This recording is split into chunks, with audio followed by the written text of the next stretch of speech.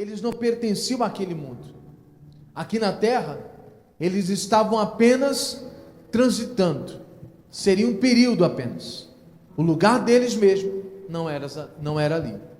E para confirmar isso, aí eu levei para as pessoas lerem comigo o texto de Hebreus 11, onde vem trazendo a galeria dos heróis da fé, pessoas que alcançaram coisas tremendas de Deus e ficaram marcados na história, falando de Abraão, de Isaac, Jacó, Noé, Moisés e dentre tantos outros. E ali, todos eles, o texto diz desse jeito, todos eles confessaram que eram peregrinos, forasteiros nessa terra. Ou seja, todos eles conseguiram entender isso. Eles alcançaram grandes coisas de Deus, mas isso não era o que Deus apenas tinha para eles. Eles entenderam, tem algo além disso. O nosso lugar não é aqui, o nosso lugar é lá. E alguém poderia dizer, não pastor, mas lá está falando que o povo de Deus, ele andava de cidade em cidade, eles não tinham um lugar para realmente fixar a sua morada. Era isso que a Bíblia está dizendo? Não, porque no texto abaixo, ali o autor de Hebreus, ele descreve da seguinte forma, deixa eu só passar,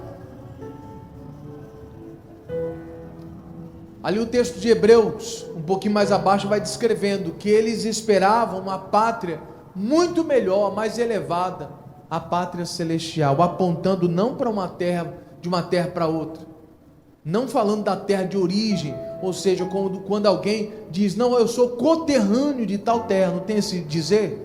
Não, fulano é coterrâneo, ou seja, da mesma terra que você. Não era nesse sentido que a Bíblia estava dizendo, tanto que ela prova, dizendo, olha, é uma pátria muito mais elevada, é a pátria celestial, ou seja, no Velho Testamento, eles conseguiram enxergar que o lugar deles não era aqui na terra. E aí é que entra a nossa mensagem, porque o mesmo Deus que se revelou para eles no passado, conseguiu implantar essa identidade dentro deles, fazendo eles entenderem que eles não eram daqui. É o mesmo Deus que hoje quer fazer que você entenda também da mesma forma, que você não pertence aqui. Portanto, já que você não pertence aqui, você não precisa lutar para tentar se enquadrar com os padrões dessa terra. Não porque eu tenho que estar na moda, porque eu tenho que ter a melhor roupa, o melhor celular, eu preciso me enquadrar com todo mundo, tem que estar no mesmo nível. Para que você quer se enquadrar tanto se o teu lugar não é aqui? O seu lugar é no céu. Você quer se igualar aos padrões daqui da terra, quando aqui você não vai ficar. Então tem gente se esforçando demais para poder se enquadrar com as coisas daqui, porque talvez ainda não entendeu que você não pertence aqui, você pertence lá. Quando nós entendemos que nós pertencemos ao reino de Deus, o reino dos céus, aí a coisa muda. Por quê? Porque agora nós lutamos para se enquadrar com o reino lá de cima, não aqui da terra. Os padrões são mais elevados, por isso eu quero aquilo que está lá de cima. Aí entra lá no início da mensagem do domingo, quando eu falava do salmista, que ele falou assim, eu sou peregrino na terra, não esconda de mim os teus mandamentos. Agora ficou bem mais claro, por isso que ele queria os mandamentos, porque apenas a palavra de Deus é quem pode nos padronizar para sermos inseridos no reino. Sem a palavra ninguém se enquadra, querido. A palavra é o padrão que eu e você precisamos ter para poder seguir, para poder ser aceito nos céus, porque senão não passaremos de membros da igreja, membros de uma congregação, membros de uma denominação, e essa não é a ideia. A denominação é importante, a igreja é importante, ela é a ponte que te aponta dizendo, olha, que bom que você faz parte aqui, que você congrega aqui, mas o negócio é aqui, ó. Você tem que fazer parte do reino, da família de Deus. Você está aqui para poder ser direcionado para lá. Você consegue entender isso? Então a igreja, ela é importante, e nós precisamos entender que é ela que nos aponta para esse padrão mais elevado, que é os céus. De posse de todo esse entendimento, que foi uma recapitulação de tudo que eu falei, no domingo. Agora eu quero entrar em matéria nova. Abra sua Bíblia, por gentileza, no livro de Pedro, primeira carta de Pedro, capítulo 2. Primeira carta de Pedro, capítulo 2. Isso. Agora eu vou entrar em matéria nova.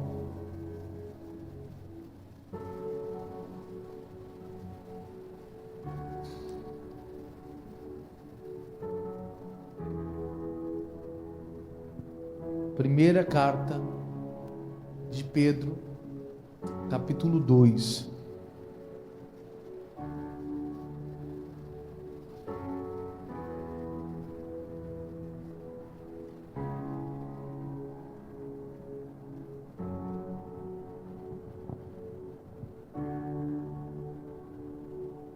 Quem achou, diga amém. Quem não achou, diga socorro. Então vamos lá. Lá no verso 11, diz assim: Amados, peço-vos como a peregrinos e forasteiros, que vos abstenhais das concupiscências carnais, que combatem contra a alma. Vamos ler de novo? Amados, peço-vos como a peregrinos e forasteiros. Então para um pouquinho por aí. Vamos compreender aqui o texto. Pedro está dizendo o seguinte: essa palavra que eu vou ministrar agora, ela é direcionada para quem? Para você que entendeu que é um peregrino, que é um forasteiro.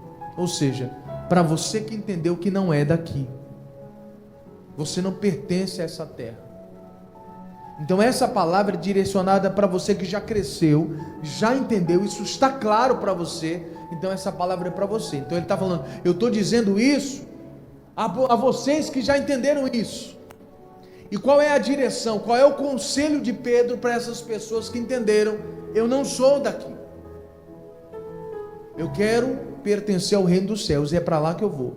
Então para você a palavra é essa. Aí ele diz: Amados, peço-vos como a peregrinos e a forasteiros, que vos abstenhais das concupiscências carnais. Para um pouquinho por aí, vamos entender. O que é concupiscência?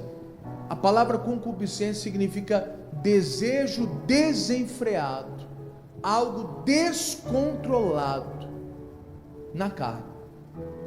Se tem algo que você não consegue controlar, quer seja um impulso, quer sejam palavras, atitudes, que você fala, poxa vida, pastor, quando eu vejo, já fiz. Muito bem. Isso a gente chama de concupiscência. É algo que você não tem controle.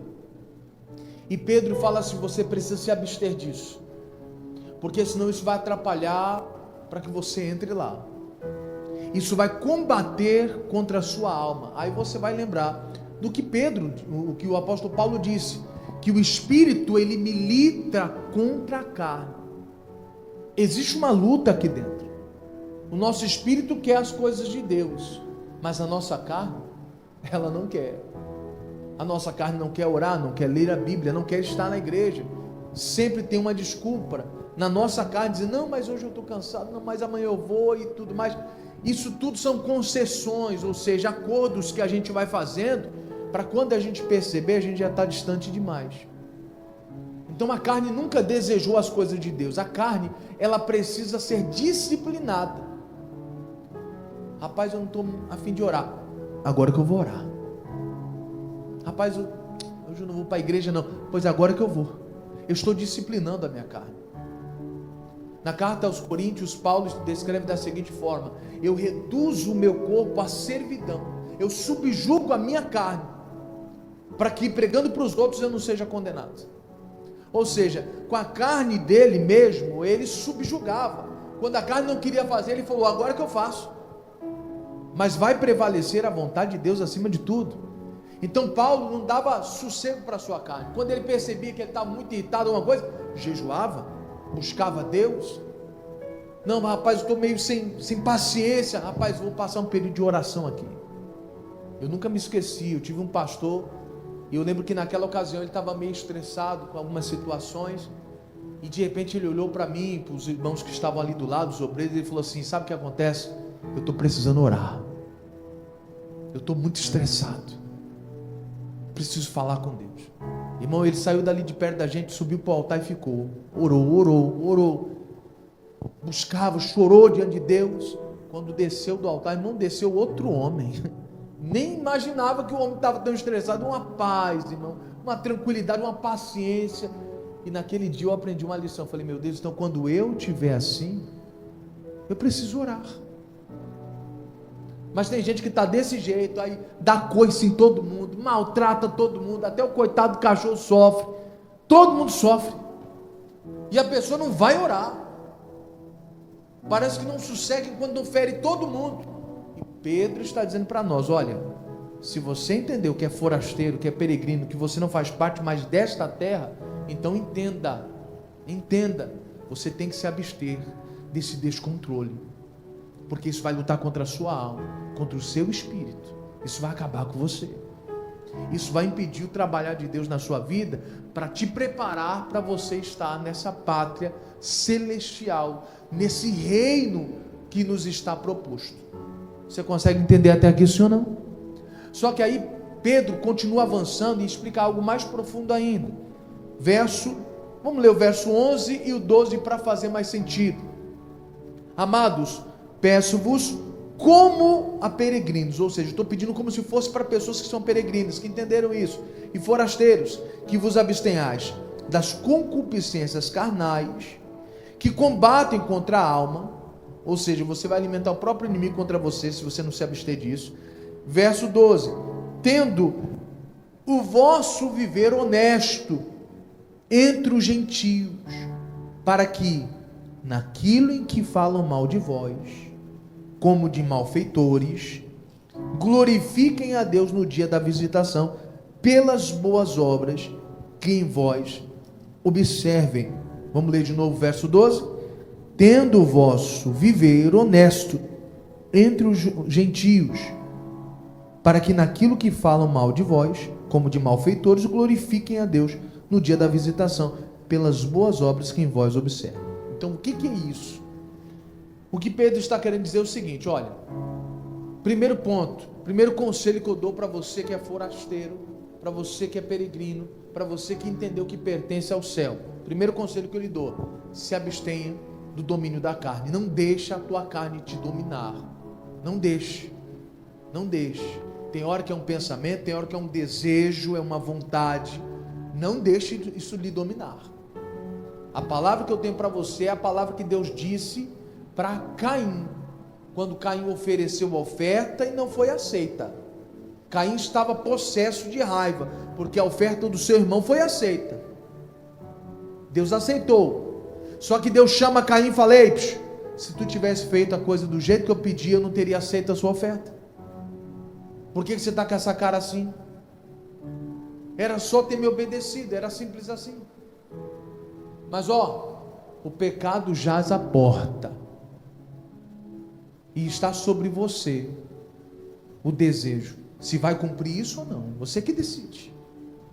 E nós entendemos a história, que Caim viu aquele pecado na porta, ou seja, querendo entrar nele, e o desejo estava sobre ele, ou seja, a decisão estava na sua mão, se ele deveria fazer isso ou não, e ele escolheu fazer. O que ele fez? Ele mata Abel. Olha o pecado aí. Deus avisou. Deus falou: olha, está diante de você. Então, ou seja, o que Pedro está dizendo agora é o seguinte: se você é essa pessoa que entendeu, tome cuidado com a sua maneira de viver entre os gentios. A maneira como você vive tem que ser uma maneira honesta. Deixa eu explicar uma coisa para você. Não tem coisa mais triste do que um cristão dar mau testemunho lá fora. Não tem coisa mais triste do que um cristão dar mau testemunho, ou seja, a pessoa denegrir a imagem de Cristo. Pessoas não querem vir a Cristo porque olham o mau comportamento de um cristão, o mau comportamento de alguém que às vezes lá fora não é honesto, compra, não paga, e mente, já pegaram o crente na mentira, e fala palavrão, e é estressado, e quer bater nos outros, e grita dentro de casa, é uma brigaiada dentro de casa, os vizinhos ficam, rapaz, o negócio está pegando aí, ó, eita, mas é a casa de quem? É dos crentes aí, ó. Não tem coisa pior do que isso. E Pedro está dizendo, olha, se você pertence ao reino, presta atenção como é que você vive, para não dar mau testemunho, porque isso vai impedir você de estar no reino. Você tem que tomar cuidado, principalmente entre os gentios. Quem é o gentio? É quem está dentro? Não, o gentio é quem está lá fora. Aqui dentro existem os crentes, os justos, os que foram justificados pela obra de Cristo. Aqui dentro existem os ímpios também, que são aqueles que conhecem a palavra, mas não praticam.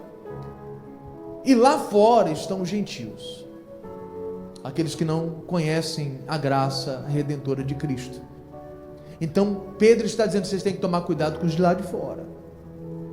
Eles estão te observando, eles estão te vendo.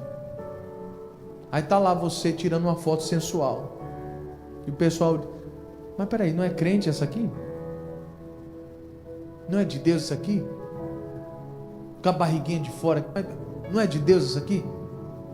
Barriguinha de fora, que negócio é esse? Decote, mas não é a crente lá da igreja? O nosso modo de viver precisa ser honesto, porque se os ímpios ou os gentios lá fora nos acusarem, porque isso vai acontecer, falarem mal de nós, isso vai acontecer, por causa das nossas boas obras, até eles glorifiquem a Deus, dizendo, rapaz, eu pensei que esse aí não era um crente não, mas não é que ele é mesmo, eu pensei que ele era um cara estúpido, grosso, rapaz, mas depois que a gente vai conhecendo ele, ele não é assim não, ele tem um coração desse tamanho, rapaz, o cara é gente boa, eu tinha uma má impressão dele, rapaz, falava até mal dele, olha lá, vai o crentinho lá, ó, se escondendo atrás da Bíblia lá, mas daqui a pouco vai vendo que o cara é de Deus mesmo. Talvez algum de vocês ouviram isso no começo da sua caminhada. Eu ouvi isso no começo da caminhada, quando eu falei, rapaz, eu aceitei Jesus, agora eu sou crente. Você é crente? Não dou 3 meses para tu pular fora da igreja e voltar para bagaceiro de novo. Não dou 6 meses. Aquele pessoal ficou só esperando eu cair. Talvez você ouviu isso também. Você entregou sua vida a Jesus, falou que estava indo para a igreja, comentou com os amigos, todo mundo começou a te criticar. Você na igreja? Rapaz, a igreja não combina contigo não, senhor. Igreja não tem nada a ver com você. Eu não sei o que tu quer fazer lá na igreja, tua vida é aqui com a gente. Tu é aqui do nosso grupo aqui, ó. Ou seja, eles tentaram falar mal, denegrir a nossa imagem, mas se nós tivermos boas obras, eles vão acabar glorificando a Deus. Assim como muitos dos meus amigos olharam para mim, rapaz, não é que o Julião realmente se converteu, senhor? O cara não fala mais palavrão, não quer bater nos outros, não quer confusão mais. Rapaz, não é que ele... Rapaz, o cara mudou mesmo. Quer dizer, graças a Deus. Eu lembro que a situação mudou tanto, que quando eles chegavam perto de mim, na época que eu estava na época de escola ainda, que eu me converti, eu tinha mais ou menos os meus 15 anos, 15 para 16, eu lembro que chegou um período que eles já não falavam besteira perto de mim. Ei, não fala essas coisas não, o Julião está aqui, o Julião é crente, fala essas coisas perto dele não. Começaram a respeitar. Você tem que tomar cuidado quando as pessoas começam a falar muita besteira perto de ti, e está lá você rindo.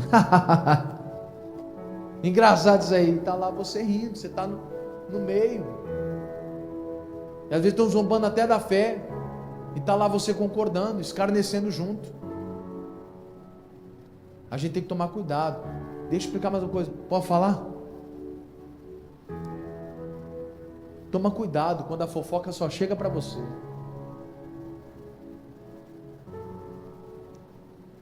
O pessoal já tem você como um fofoqueiro, por isso que sempre chega. Irmão, fofoqueiro se dá com fofoqueiro. Pessoas que cuidam da vida alheia, sempre tem alguém para ele poder compartilhar as suas fofocas, as suas últimas notícias. Você tem que tomar cuidado, porque às vezes só chega para ti. Por que não fala com outro crente, que é mais centrado? Por que não chega para ele? Porque ele sabe, não, ele ali não concorda com as minhas especulações, olha, não tenho certeza, mas eu acho que o irmãozinho está fazendo assim.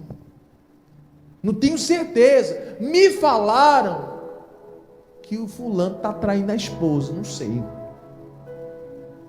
Está traindo o esposo, não sei. Me falaram que o filho dele é do outro lado, não sei se é verdade. Me falaram. Por que só chega para ti?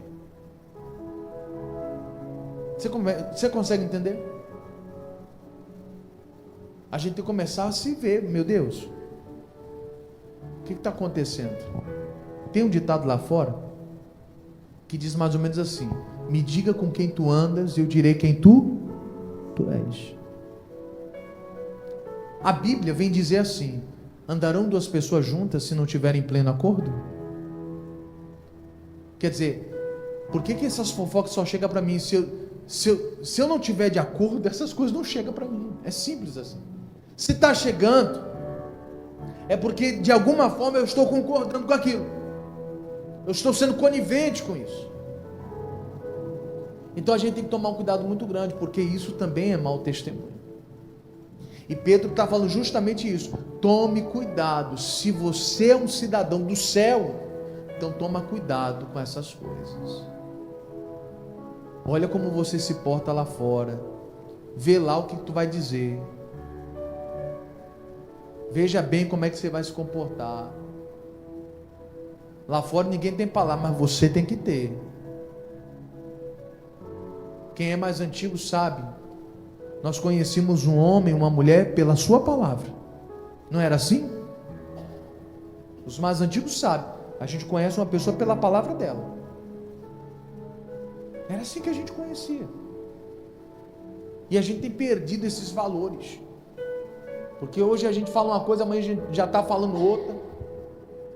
As pessoas já não seguem mais os seus próprios ideais.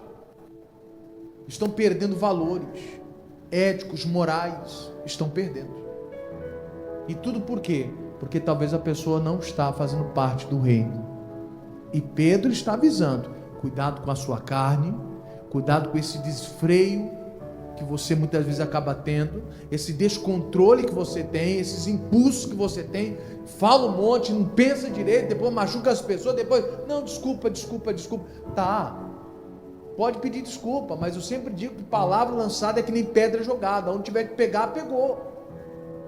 Você pode até pedir desculpa depois, mas ninguém vai conseguir curar aquela doença, aquele ferimento que foi ocasionado. E tem gente que às vezes não pensa. E Pedro está falando: isso aqui vai te prejudicar. Então toma cuidado com isso, toma cuidado com o seu comportamento. Vou ler o mesmo texto na tradução na Bíblia Viva, o mesmo texto, talvez vai clarear ainda mais para você. Diz assim, verso 11 na Bíblia Viva: queridos irmãos, vocês são apenas estrangeiros e peregrinos aqui na terra. Por isso eu lhes suplico que se afastem dos prazeres carnais deste mundo, pois eles lutam contra as suas próprias almas. Quer dizer, isso é lutar contra você mesmo, é o descontrole. Aí o verso 12: tomem cuidado com o modo como vocês se comportam entre os semelhantes, os seus semelhantes, mas aqueles que não são salvos. Toma cuidado como você se comporta com aqueles que não são salvos. Irmão, você pode não perceber, mas tem gente te observando. Tem gente de olho em você. E a gente tem que tomar um cuidado muito grande para que essas pessoas, elas não se escandalizem, não tropecem, não queiram Deus por causa da gente. Você consegue entender isso ou não? E aí diz mais: tomem cuidado com o modo como vocês se comportam entre seus semelhantes que não são salvos, porque assim mesmo que eles acusem vocês e falem mal de vocês, acabarão louvando a Deus pelas boas obras de vocês no dia da sua vida. Quer dizer, mesmo que alguém fale mal de ti, mesmo que alguém te prejudique, não, porque, olha lá, está se escondendo atrás da Bíblia, está dizendo que é crente agora, mas eu sei que não é bem assim não, está dizendo que está arrependido, coisa nenhuma, mas com o passar do tempo, eles vão glorificar a Deus. Rapaz, o cara é de Deus mesmo, o cara realmente quer Deus, e Deus transformou o cara, que Deus transforma a minha vida também. Eu fiquei muito feliz. Teve um dia que eu viajei, um amigo meu de São Paulo veio, e a gente foi para uma espécie de sítio, ali em Teresina, e esse meu amigo, ele tinha passado um momento onde ele ficou entre a vida e a morte, e ele pediu oração para mim e tudo mais. Ele tinha pego Covid, e ele falou para mim, que as pregações que eu tinha enviado para ele, tinha ajudado muito ele, e quando ele chegou, e a gente saiu junto para poder passar o dia juntos, ele me testemunhou, ele falou assim, cara, tem pessoas, ele usou essas palavras, tem pessoas que parece que tem um negócio diferente com elas, e você é uma delas. Quando você começa a falar, tem alguma coisa diferente contigo, eu não sei explicar, mas é ele usou o termo, é uma energia boa que você tem. Aí ele falou que teve uma outra crente que eles conhecem, que também é assim, que quando ela conversa com eles, tem algo diferente, algo bom, e ele ainda usou o termo, é por isso que a gente gosta de estar perto, a gente quer estar perto. Ele foi uma das pessoas que viram todo o meu processo lá no passado, e hoje ele consegue enxergar Deus. É assim que tem que ser, amados. Quem agora faz parte do reino dos céus, as pessoas precisam enxergar Deus em você. Isso precisa acontecer, senão a gente não vai passar de membro de igreja. Só que o voo é muito mais alto do que a gente está imaginando, é para se tornar um cidadão do céu. Você está compreendendo, sim ou não? A minha luta aqui é fazer com que você realmente faça parte do reino. Essa é a minha luta, porque ser membro de igreja não te leva para o céu, mas ser membro do corpo de Cristo, aí sim faz você entrar no céu. Pedro fala isso, e Paulo também falou algo sobre isso. Vamos dar uma olhada no que Paulo disse? Abra agora a sua Bíblia em Efésios.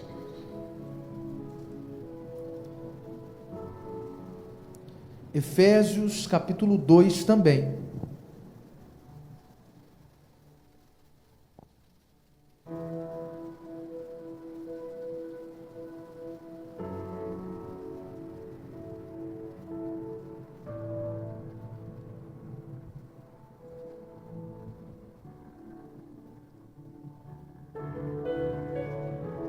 Isso, Efésios capítulo 2.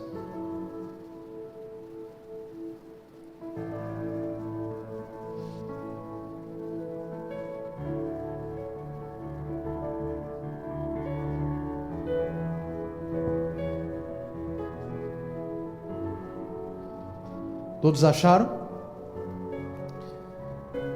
Efésios 2, o verso que nós vamos estudar é o verso 19.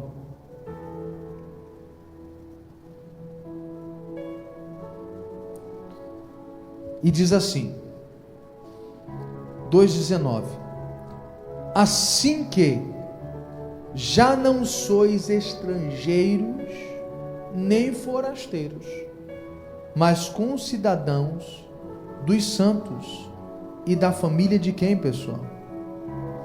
Pastor, mas aí não é uma controvérsia? Nós acabamos de estudar esses dias todos que nós somos forasteiros, somos sim peregrinos, mas aqui está dizendo que nós não somos. Tem algum erro aí, pastor? Não tem. Deixa eu te explicar. Tem gente que é forasteiro aqui, peregrino aqui, porque pertence lá. E aí tem o contrário, tem gente que é forasteiro lá, peregrino lá, ou seja, só vai de vez em quando lá, porque faz parte daqui. Você consegue entender? Tem gente que a ligação dela é na terra.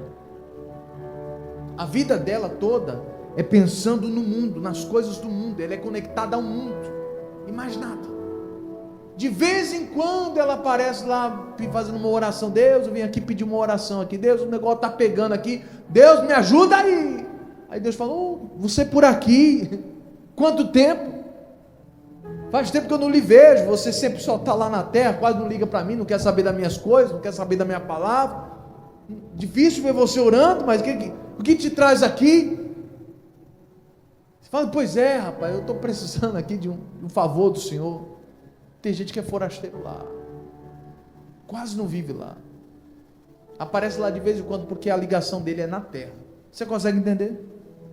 E o que Paulo está dizendo aqui é alguém que já está conectado lá, não é mais forasteiro lá. Um dia nós fomos assim. Um dia nós entendimos que a nossa vida era só essa, uma vida terrestre apenas. Só que aí a gente vai conhecendo a Cristo e a gente vai entendendo, existe um porvir, existe um lugar preparado. Peraí, então como é que eu faço para acessar lá? A coisa começa a mudar e você começa a querer fazer parte de lá.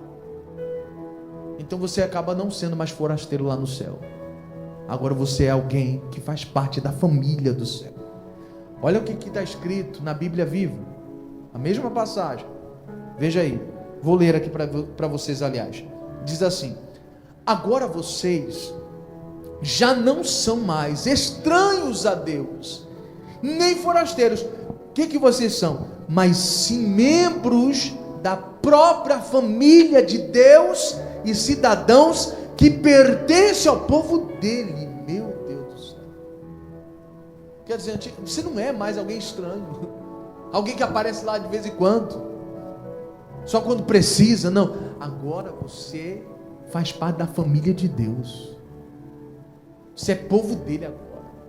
Você consegue perceber? Não tem contradição. É só você mergulhar um pouquinho mais fundo e você começa a compreender as coisas.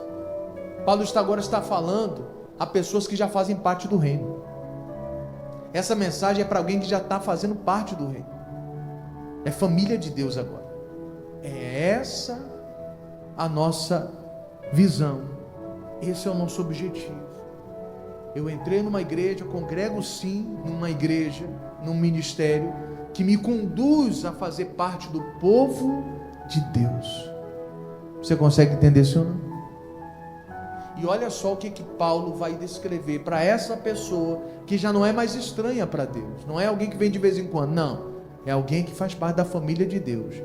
Essa pessoa, o que acontece na vida dela? Aí ele vai explicar. Verso de número 20. Edificados sobre o fundamento dos apóstolos e dos profetas, de que Jesus Cristo é a principal pedra da esquina, no qual todo edifício bem ajustado cresce para templo santo no Senhor. Vamos ler de novo verso 20. Edificados sobre o fundamento dos apóstolos e dos profetas. Para um pouquinho por aí. A palavra edificado é construído. Existe uma obra de Deus na nossa vida quando você começa a querer fazer parte do reino dos céus. Deus faz uma obra aqui. Eu estava explicando para as pessoas, dando um exemplo assim, bem didático, para que as pessoas compreendessem. E eu falava a respeito de Londres. Que lá, por exemplo, ninguém joga lixo na rua, no chão, porque é multa. Lá, os mercados não têm uma atendente. O povo é tão honesto, a cultura deles é uma honestidade tão absurda, que eles mesmos pegam o dinheiro, colocam no caixa, pegam o seu troco. E eu falei para as pessoas, o que aconteceria se alguém desonesto, sem caráter, pisasse os pés lá? Certamente numa ocasião como essa, ele meteria a mão, passaria a mão em tudo ali, no dinheiro todinho, e levaria embora. Só que era uma questão de tempo. Certamente a polícia londrina pegaria ele, extraditaria ele, expulsaria do país e diria: nunca mais você pisa o pé aqui, acabou para ti. Por que ele foi expulso? Porque ele não se adequou aos padrões daquele país. Ele não se encaixou. Ele não fez questão de entender como é que funcionam as leis daquele país. Ele quis entrar e bancar o esperto. Ou seja, para o cara ser expulso de uma cidade, de um país como esse, é só se ele pisar na bola. E no céu? No céu é diferente. No céu, uma vez que você entra lá, você não é expulso. Então, como é que é o método de Deus? Deus então prepara você. Deus edifica você. Deus constrói um caráter em você. Deus muda a sua visão. Deus te prepara completamente aqui para você poder acessar lá. Senão você nem acessa. Tanto que o nosso Senhor Jesus declarou no livro de Lucas, dizendo: nem todo aquele que me chama Senhor, Senhor, entrará no reino dos céus. Não é porque você me chama de Senhor que você entra aqui. Não é assim não. Você tem que ser edificado. Ou seja, eu preciso construir, fazer uma obra em você. Senão você não entra aqui. Tem que mudar o teu caráter. Se você quiser me seguir, você vai ter que negar você mesmo. Mas tem gente que não quer abrir mão dos seus ideais, da sua maneira de pensar, da sua própria filosofia.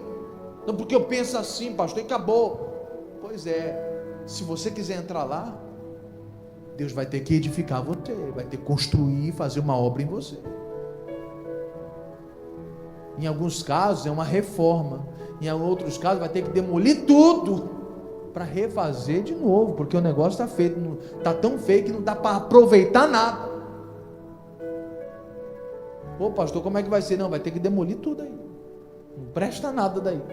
O caráter está deturpado, a visão está errada, não tem caráter, não tem nada aí. Destrói tudo. Tem que fazer tudo novo. Mas tem casos que não. Tem gente que não é de Deus, mas uma coisa ele não faz. Pastor, meu pai me ensinou assim. Meu pai não é de Deus, mas meu pai me ensinava de Egito. Desse jeito, meu filho, faça qualquer coisa, mas não minta. Se você chegar e falar a verdade para mim, eu não lhe bato. Eu não lhe bato. Eu só quero que você fale a verdade. Eu não vou lhe bater. Nós vamos sentar, nós vamos conversar, vamos corrigir isso, mas nunca minta. Meu pai sempre falava, eu nunca me esqueci, ele falava assim: eu detesto mentira. Meu pai não era nem de Deus, mas pelo menos isso se enquadrava com as questões do céu, com os padrões do céu. Então, na hora que Deus for salvar meu pai, isso aqui ainda dá para aproveitar. Você está entendendo como que é? Isso aqui não precisa mexer não. Essa coluna aqui está boa, deixa eu bater aqui na coluna. Tá bacana, isso aqui segura. Não precisa mexer não, deixa aí. Vamos mexer só nas outras partes que o negócio está feio. Você consegue entender? Paulo está dizendo, uma pessoa que mora no céu, ela é edificada. Edificar é construir, ou seja, está sendo feita uma obra aí, para você poder entrar lá, querido. É assim que funciona. E ele diz mais, edificado sobre o fundamento. Então existe um fundamento que é a palavra de Deus. E aí ele diz, edificado sobre o fundamento dos apóstolos e dos profetas, ou seja, a mesma base que Deus usou para transformar pessoas no Velho Testamento, no Novo Testamento, é a mesma base, o mesmo fundamento que é dado para nós. Que fundamento é esse? Aí ele explica, olha lá, edificado sobre o fundamento dos apóstolos e dos profetas, de que Jesus Cristo é a principal pedra da esquina, ou seja, a base é Cristo. É Cristo. Os apóstolos foram edificados e entenderam que não são daqui, pertencem ao reino por causa de Cristo. No Velho Testamento, os profetas e grandes homens de Deus conseguiram também ter essa visão de que eles não eram daqui por causa também de Cristo. Não que Cristo apareceu para eles, mas o próprio Deus revelou o projeto para eles e eles entenderam. Eles entenderam.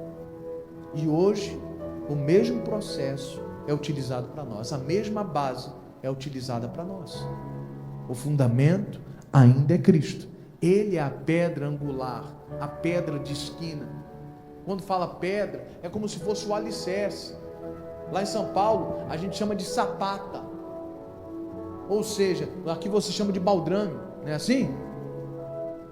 Eu não sei você, mas por exemplo, tem a parte que é reta, mas tem as partes que são as quinas. Ali a gente já faz um quadrado muito maior de concreto, porque a esquina não pode ficar fragilizada. Tem a base onde vai sentar o tijolo em cima, nas paredes laterais, mas as esquinas, a sapata, lá em São Paulo a gente chama assim, ela é bem mais larga. Às vezes é 1 metro por 1 metro, por 1,5 metro de profundidade, para poder realmente solidificar. Ali não abala. E é isso que Deus está falando. Jesus é essa pedra bem aí, angular, de esquina. A mais importante, é a que sustenta toda a casa. Uma casa sem colunas, ela não vai subsistir, vai cair. Por isso que reforçam-se os cantos da casa. Tem que ter essa boa amarração. Você está entendendo, sim ou não? Cristo é essa base, é esse fundamento que Paulo está dizendo. E ele diz assim, no qual todo edifício, ou seja, tudo que for construído, bem ajustado, cresce para templo santo no Senhor. Vou ler numa outra tradução, que é a Bíblia Viva, e aí você vai entender melhor. Aí ele diz assim: vejam o alicerce sobre o qual vocês se encontram agora. Olha só, quer dizer, o alicerce de vocês hoje é o quê? Hoje o nosso alicerce é Cristo. E ele está falando, veja, esse alicerce que vocês estão agora, é o mesmo que o pessoal no passado também viveu. Aí ele diz, vejam o alicerce sobre o qual vocês se encontram agora, os apóstolos e os profetas, quer dizer, vocês tomaram parte também da mesma base, e a pedra de esquina do edifício é o próprio Jesus Cristo. Aí ele diz algo tremendo aqui: nós, os que cremos, somos cuidadosamente colocados juntamente com Cristo, como parte de um templo dedicado a Deus. E aí o detalhe, que está em constante crescimento. Na tradução normal está dizendo que cresce para o templo santo do Senhor. Na Bíblia Viva diz que está em constante crescimento, apontando para nós de maneira clara que toda pessoa que agora faz parte do reino de Deus, ela está sempre crescendo espiritualmente, sempre evoluindo. Não sei se você percebe, mas você já percebeu que tem algumas pessoas que parece que pararam no tempo? Não sei se você percebe, mas já observou que tem algumas pessoas que parece que em vez de evoluir, regrediram? Você já percebeu isso ou não? Pastor fulano tem mais tempo de igreja do que eu, nunca leu a Bíblia toda. Tem gente que chegou agora, já está comendo a Bíblia toda, no bom sentido da palavra. Fulano, 10 anos de igreja, meia hora de oração para ele já está espumando a boca, não sabe nem o que dizer mais, já está falando, Jesus, não sei nem o que eu falo mais, o que é para falar mais aqui, Jesus? E agora? Já não sei o que falar mais. E o outro que chegou ontem na igreja, está crescendo, meia hora para ele não é nada, ele está querendo é mais. Jesus, está tremendo aqui, estou vendo a experiência, estou sentindo o Senhor aqui, eu quero é mais. Tem gente que está evoluindo, está crescendo, mas tem gente que parece que está retrocedendo. Tem gente que no começo da caminhada, irmão, queria saber mais das coisas de Deus, e hoje é uma luta para buscar as coisas de Deus, é uma luta para jejuar, uma luta para ler Bíblia, é luta. Antigamente orava de madrugada, não precisava ninguém falar nada, não precisava de propósito de pastor nem nada, e ela tinha a vida dela com Deus, a vida dele com Deus, ele mesmo acordava, ele mesmo buscava. E hoje só vai no tranco. Quando o pastor fala, pessoal, nós vamos acordar de madrugada, opa, bora, agora eu vou. Meu Deus, cresce constantemente. Quando você faz parte da família de Deus, você está crescendo constantemente, exatamente como diz o Salmo 1, onde o texto sagrado diz que nós somos como árvores plantadas junto ao ribeiro. Lembrou?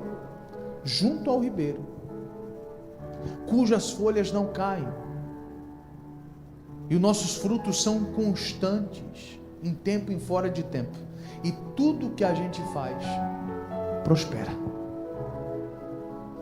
Você consegue entender isso? Isso aqui é para nós. Isso é quando a gente está inserido, quando a gente está junto. Mas quando a gente desconecta, aí acabou. Aí a gente já não cresce mais, não evolui mais. Quando você orar hoje, fala para Deus: Deus, eu não quero só ser membro de igreja, não. Me ajuda a fazer parte do teu reino.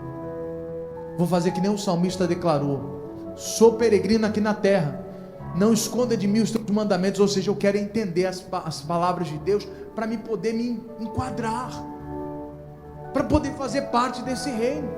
Senão eu vou ficar de fora, não vou conseguir entrar sem as palavras dele dentro de mim.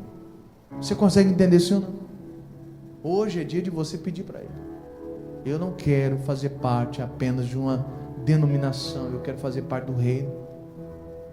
Eu quero ser filho de Deus, eu quero fazer parte da família de Deus, eu quero estar lá dentro com todo mundo. É isso que eu quero. Amém, queridos? E essa é a palavra que o Espírito Santo traz para nós hoje. Amém? Se coloque de pé, vamos orar.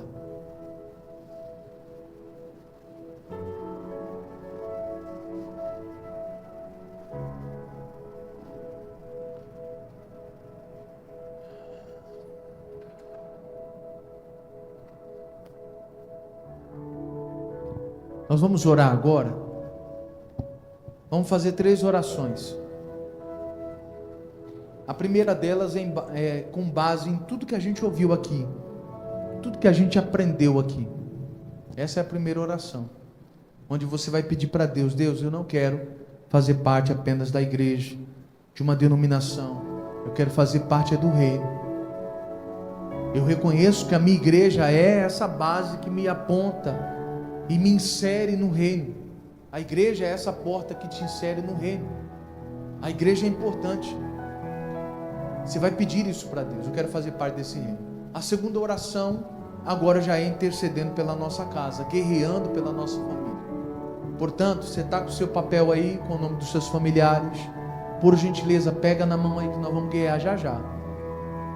Isso. Se porventura você não tem: pastor, não tenho. Quando acabar o culto, você pega com os irmãos. Não sei se está aqui, se está lá no fundo. Está aí no fundo, né? Quando você estiver indo embora, passa lá e pega. Pastor, você não vai dar agora? Não, não, porque senão você vai querer escrever. E aí, até eu esperar você escrever, não dá certo. Então lá na saída você pega, leva para casa, escreva com carinho, para não esquecer de ninguém. Certo? Mas se você está com ele aí, nós vamos orar. Na hora que eu começar a guerrear, pega ele na mão, luta junto, repreende. Você sabe quais os problemas que atuam na sua família, você sabe. Aí é a hora de você guerrear, é a hora de você partir para cima. E vai chegar um momento nessa oração que sim, a gente vai ajoelhar. Se você puder, você assim faça. E se não puder, pode ficar sentado, pode ficar em pé. O importante é você pedir ali a bênção sobre a tua família. Deu para entender, amados? Feche os teus olhos, vamos orar. Senhor Deus, glorificado seja o teu nome, que tem concedido a nós palavras como essa, palavras para que possamos ser inseridos diante do Senhor. Ah, Jesus, inseridos na sua família, fazer parte do teu reino. É isso que nós queremos. Só não tínhamos noção de como era, mas agora, estudando a palavra do Senhor, nós temos percebido o que temos que fazer. E por isso tem gente aqui orando, dizendo: Deus, eu quero fazer parte dessa família. Por isso tem gente dizendo: Deus, eu quero ser inserido nesse reino. Como a palavra do Senhor diz, ser enxertado, ser colocado. E esse é o desejo de Deus. Por isso Ele enviou o Senhor Jesus, e através do sangue do nosso Senhor Jesus Cristo, Ele comprou para si povos de todas as línguas e nações. A ideia é trazer essas pessoas para o reino dele, assim como se vê nesse dia de hoje. E nós queremos fazer parte desse reino. Eu quero Jesus. Eu quero o Espírito Santo. E tem gente orando junto comigo, dizendo: Jesus, eu também quero.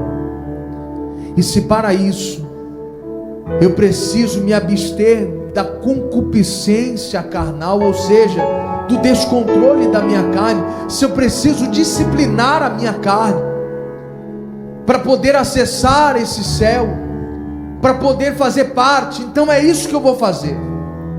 Se eu preciso dar um bom testemunho lá fora para poder fazer parte desse reino, então é isso que eu vou fazer. Me portarei com inteligência, com sabedoria, para não trazer escândalo aos que estão lá fora, para que as pessoas não sejam impedidas de entrar no reino por minha causa, por causa do meu comportamento. Não, eu quero ajudar as pessoas.